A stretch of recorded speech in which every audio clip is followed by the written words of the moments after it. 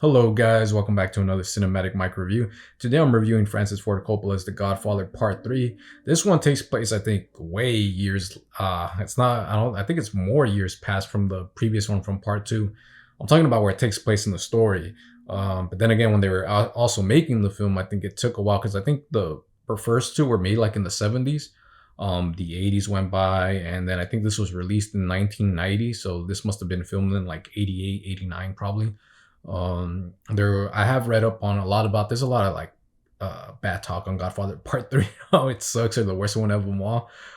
Which I don't know, it's I do agree that it's not, it doesn't compare to the first two at all. And I do agree that one and two kind of feel like a whole story already. I always tell people that because we talk about Godfather, I'm like, yeah, people don't like Godfather Part 3, and then I try to explain to them why. But I always tell them, I'm like, I always have some kind of fun thing with it, when ever since I saw it. I saw it at the time. I would always pitch it like this. I would always say like it's a decent like action film. I tell them, because to me it seemed like more like an action film. But having seen it recently, I think the reason I said that is because of the helicopter scene that happens in it.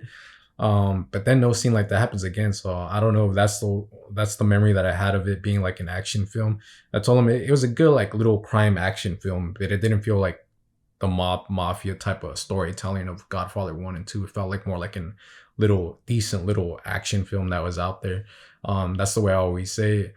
And so yeah, I think that was part of the controversy. I was reading up on it a bit, and I saw that I think part of the problems, the issues with it, was that the scene with the helicopter, I guess, didn't fit with the whole vibe of Godfather. So yeah, I saw, and I read up years ago. I would always read up on Francis Ford Coppola not wanting to do The Godfather Part 3, how the studio was going to do it without him anyways, and he had some fear about that. And then I found out that I guess he was in debt because he lost a lot of money on another film that didn't work out, so he kind of just went back to it. So yeah, I saw it, and right here, obviously, it's like years later. The Godfather, Michael Corleone, is much older, almost closer to his dad's age, or his dad's age already. I think he went back. I think the last one was in Lake Tahoe. Right here, he went back to New York, which was where the first one I think took place. So he's back in New York. His daughter's all grown up. His son Tony and Mary. Mary, played by Francis Ford Coppola's daughter, Sophia Coppola, who is also a director. I don't know who plays the son, but yeah, Tony's all big. Diane Keaton's back.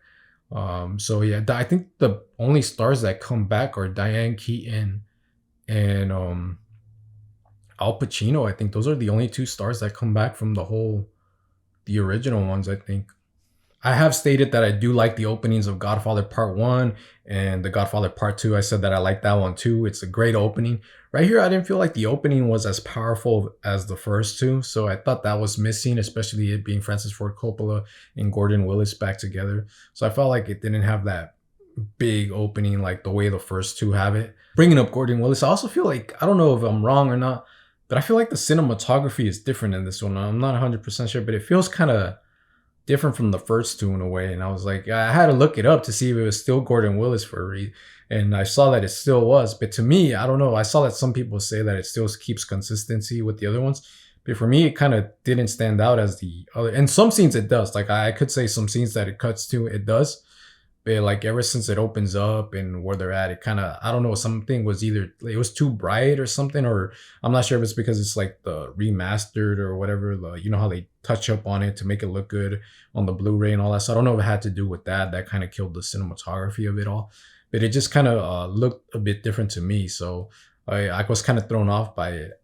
One of the things this film does is what a lot of many films do when it's going to be like the conclusion of the whole saga, the series, the trilogy, the franchise and all that. And it's kind of going back to its roots, going back, kind of representing something from the beginning. And right here we get Johnny Fontane to come to the party. Johnny Fontane was the singer that came to what was it again? Was it a wedding? I think it was Connie's wedding, right? Yeah, my daughter's wedding. Yeah, it was Connie's wedding. Johnny Fontane comes to sing. And he comes here again. He comes here to sing. He's back. It's Johnny Fontane that's here. So it's kind of doing a little callback to Godfather Part 1. There's also a scene where Michael is... it sucks because Michael lost Kay in the last one.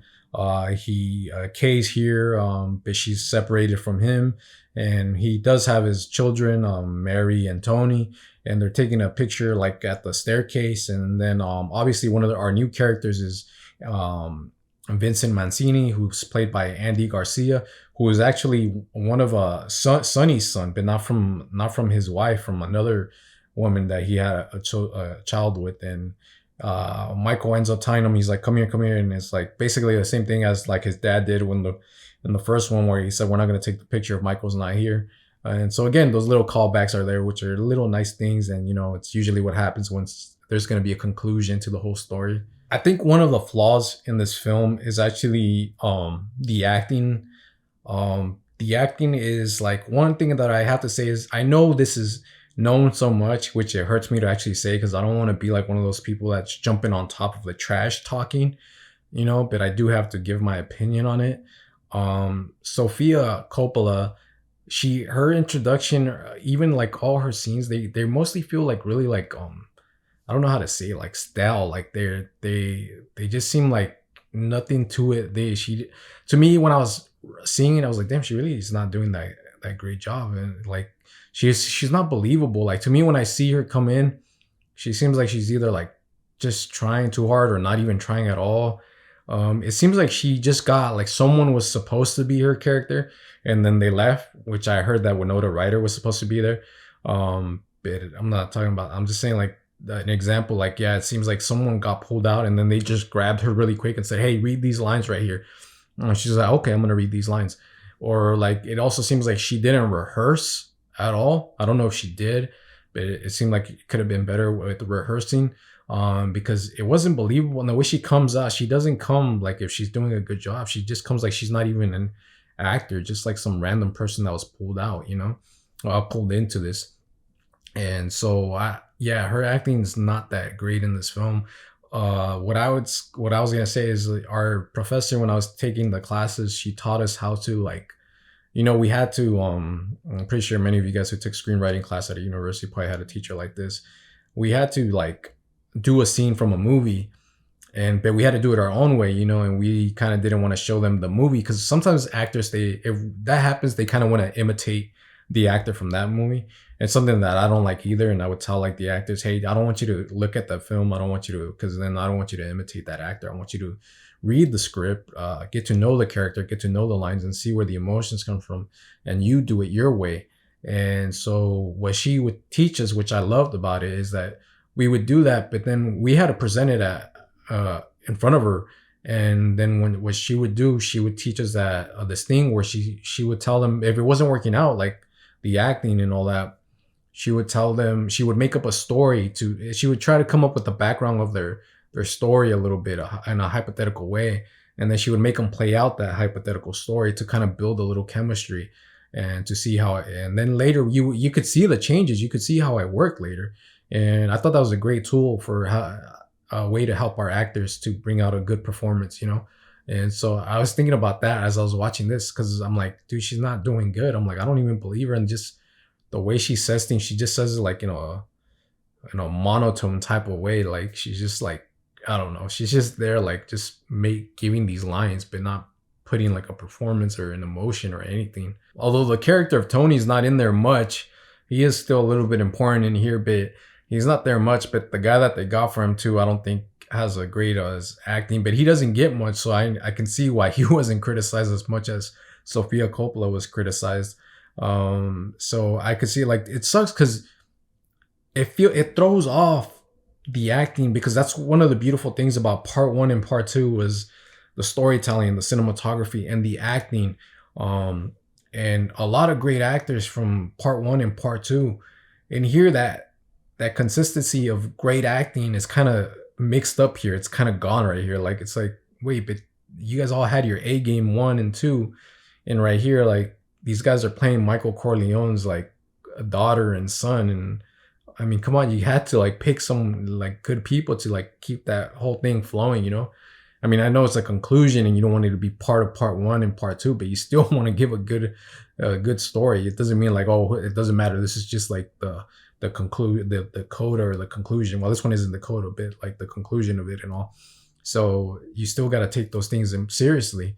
And that's the issue here, is the acting kind of goes off here, which was something wonderful that we got from part 1 and part 2. There are times that I do like Andy Garcia's character and times that I don't. There are times where I do see that I do like that he's kind of representing I'm Sonny's son, you know. I have a temper too, just like him, and all that. And I see some scenes where he's channeling like James Caan, like that scene where he does something with his hands like this. I forgot what he says, and he's all upset. I think it's when the Joey Zaza meeting happens, and they're in the room together with Michael, and he does something with his hands, which reminds me of the way the way James Caan did it in like the first one. And so I'm like, oh, he's trying to do like a Jimmy Caan type of thing. But then again, it goes away to his own type of deal too. So I do like that he's kind of doing that. I do like that he's playing that. But then there again, there's a part where it seems like he's going a little bit over the top for me at times. I do feel like some of these people, these actors, just are playing these characters because they glamorize the first one and the second one. They were probably young seeing it, and it's the way that when we were younger, we probably just thought we weren't really paying attention to how powerful the story is. We just thought it was cool that these gangsters had guns and they were the bosses and you owed me money and blah blah blah, you know. And it seems like some of the actors in this film, I could say Andy Garcia is in there. The guy that plays Joey Zaza, I forgot his name. I know, I forgot his name. I should have looked it up. Yeah, he's They also seem like they're kind of playing like way too much, as I said. Like if they just glamorize these movies and they're just really like happy to have this role, you know, and that's it. But like the story, who cares? I just get to play this tough guy, you know, I get to play this mob boss. But then there's another part of me that says, oh, maybe they're supposed to act like that because it's a new generation. This is like years later from the first two. So maybe this is the change of the generation, you know. This is how they're acting now, you know. It's not the same way as it was back then. So there's that part of me kind of like liking it and then not liking it and kind of understanding. The one thing in this film is that there's some kind of issues with this type of like incest of Mary falling in love with Vince, and you know, because he's their first cousins and they're falling in love. They're in love. The issue I had with that, yeah, I know, I don't really care about the whole incest thing as much as probably some people do, but the thing that that I was like, if you're gonna do that and say that these guys are lovebirds or whatever, at least build up to it and let them have like some chemistry or let them fall in love. But this film just starts off with Sophia just right away being like, hey, cuz, you remember me? She's like just flirty already, and him too, like right away. Like it just goes like way straightforward into it. And then eventually she, like the next scene, I think she's already saying, I love you, cuz. And then the third scene, she's already hugging him and kissing him. And I just don't believe that thing. It just seemed, it doesn't work. I'm like, I think that part of the whole cousins in love or whatever needs some work to actually, because I still, if you're gonna do it, still make it a love story. If you are, help it build up to them like actually falling in love, reasons why they fall in love. Right here, I don't even know how she fell in love with him. He just appears at the party and then she just looks at him and then that's it. And then him, I can understand. Okay, yeah, he thinks he probably, yeah, she's pretty and all that. You know, he's like his dad. But still, it doesn't even like really build to it much more. So I think that part needed to be way fleshed out more, because it doesn't work for me. It kind of ruins the whole thing too. And I think this is one of the issues that was one of the complaints of The Godfather Part 3 is this part also. The story, the little subplot of Mary and Vincent. As I said, the acting is not good. What I just said is the writing isn't that good with the subplot of Mary and Vince. But the writing too, also throughout the film, there are lines. It seems like sometimes, like, I don't know if it's the writing or it's a mix of both of them. Because I mean, the acting too, and some of the way they deliver the lines, they don't deliver it really well. But then again, the writing, I'm not sure if it's just the writing that doesn't work. So it's either the writing is bad, the lines that they're given, or the way the actors are delivering the lines is bad, or it's both of them, a mix of both of them together. So that's the issue that I have with this film is that whole part of writing and acting together. It's not going really well. The film, like, it seems like they only put the lines, like they don't also, like I said, like they don't build up the story of the cousins. And right here, they don't build up to the lines either. The lines that are, because it seems like they're just putting in the line, giving these characters these lines that seem like big lines, like the important part of the line of the story and all that. Like, oh, that sounds cool, that sounds nice, let's put that in the film, you know, that's a good line. But instead of actually building up to it the way like the Godfather Part 1 and Part 2 gave us some of the great lines in it, this one doesn't. This one just kind of like cutting to good line, good line, good line, good line, and but not a big like story, like a good way to actually build up to those lines that are being given or that were written. I really still don't understand the church thing that much. I know some people might, but I still, having watched part three and Coda, which I'm gonna do another review on, uh, and I still don't understand really much about the church thing. It kind of throws me off a little bit with the. It's not as something as part one and part two. I guess I could give it credit for trying to stand out and not being the same thing as the other ones. But I still don't really understand the whole church thing with the Godfather Part 3. I do have to say this, after watching the film like more critically now, with the experience I have from watching movies in the past years, because I don't know when was the last time I saw Godfather Part 3. Might have been like years ago, like 10 years ago probably. But now seeing it in this way, I see it and I'm like, damn, this film seems like it was rushed. One, it seems like it was rushed. It seemed like no one cared about it. It seems like it was just made just to be made. And it sucks because it would have been great to have like the Godfather trilogy be actually perfect. Trilogies are hard, and this is an example of one. Well, because the first two were supposed to be their own thing. That was a whole movie already. Part one, part two. That was it already. But here it would have been cool to actually, even if it's gonna be a standalone film or whatever you want to call it, you still want to make a good movie and still kind of being a continuation of Godfather Part 1 and 2. But yeah, it seems like it was rushed. Obviously, I can understand that with studios kind of wanting to rush things all the time. Just wanting to try to make money right away. It doesn't seem like it had a lot of like heart and soul to it. So I don't know, it kind of shows that Francis didn't really want to do this movie. He just did it because he needed money. He needed to recover from something. So you can kind of tell that this is that kind of movie. It's just there to make a buck. That's it. And that's one of the things that's kind of sucks about it. And that's one of the reasons why I think it's criticized more. I do miss Robert Duvall from the first two films. I think he's a great actor, and he's a great character as Tom Hagen. And he is the one that's missing here in the third one. I knew that like all the times that I've seen it, he was always the one that was missing. I never knew why until years ago that I found out that it was because of money and all that. But then again, I think he feels lucky that he wasn't part of this one, because this one isn't that good as the first two. But there's that part that it was like, oh man, and I started like thinking, what if he was there? What if he was right behind Michael? What if the story would have improved with him? What if they would have tried to focus on his character? Where was his character? Where was his story going? What's gonna happen to him? Was he gonna get hurt in this one? Was Michael gonna get hurt and then it's gonna affect him? All that stuff. And the new guy replaces him. One guy kind of replaces him, and I thought it was actually another guy, and I was gonna get upset because I'm like, that guy's gonna kill someone. I'm like, Tom Hagen wouldn't do that. I'm like, that's not his character. And I'm like, I would go against that if it was something like Tom Hagen killing someone. No, but I love the way Robert Duvall would always play Tom Hagen, having this like confidence and this like calmness to him. The way he like moves with his suit, his hands, the way he moves, like the gestures that he does, and the way he speaks, the tone that he speaks in. And he was perfect. He's one of the characters that I love, and I'm glad I didn't see a movie where he got hurt, because that would have been more heartbreaking. I think the one thing that does work in this film is actually the ending. With, I think, a good performance. Some people might not like it, but I do. This is one of the reasons I like Godfather Part 3. As I said, I thought it was a good, like, decent action film, but obviously I think the helicopter's like the only action part. And it does feel like it drags at some points too, where it's just taking long. And then what do you call it? Yeah, but when it gets to the end, that's the heartbreaking thing. It still has some heartbreak to it. All the Godfathers have like a heartbreak and a big scene that's kind of memorable and kind of heartbreaking. And here the ending is very heartbreaking, especially for Michael and his family and everything. But then it's like things catching up to him.